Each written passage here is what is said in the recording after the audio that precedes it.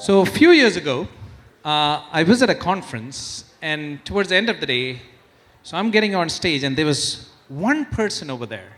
So I spoke for him, all right?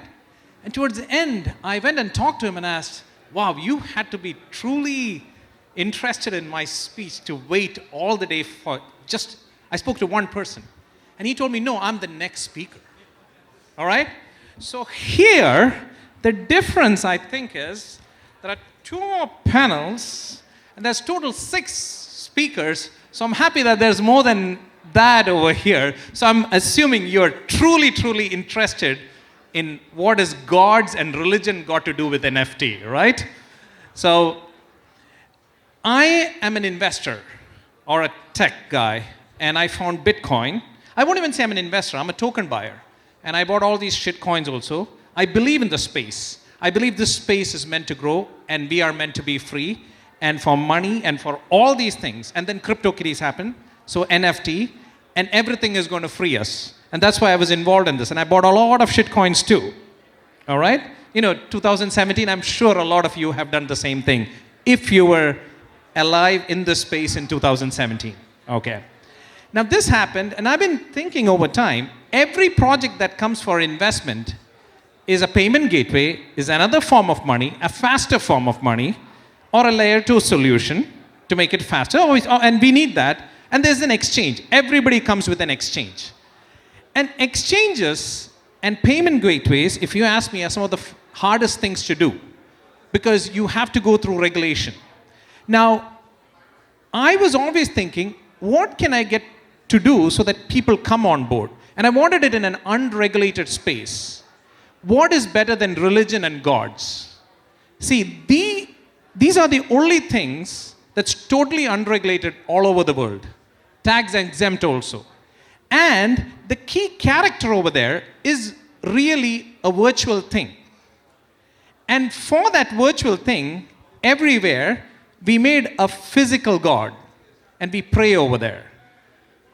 Well, and that is the point where when I talk for a TEDx talk, we decided, why don't I present this as an idea? To bring gods as a token, as a non-fungible token. So there's only one God, and you bring it on a system where people can pray to their God, donate to their God, and they can be transparent also to see what is happening to this money that you send to gods. Because in today's world, you got to understand, there are 7 billion people in this world, and 6 billion people are believers. Which is a bigger market? The unbanked 3 billion or the 6 billion people who are believers? You're giving them a better option, an easier option to pray right on their phone. Then, I went around the world. I was always interested in religion and mythology. So I went across the world. I've asked all these seers, why do we need a physical vision or a physical idol? They always tell me, you need something to focus on.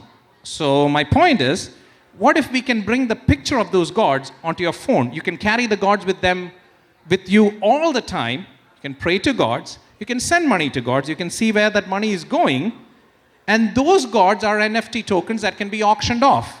Whoever holds the tokens, they get the donation, and they can be transparent to say, you know what, I'll keep 10% with me, 90% I might donate to charity. We can build personal gods. Another option is we might be able to bring the churches, temples, the smaller ones, on a platform so that people all over the world can access them, rather than the big ones who get the big amount of money.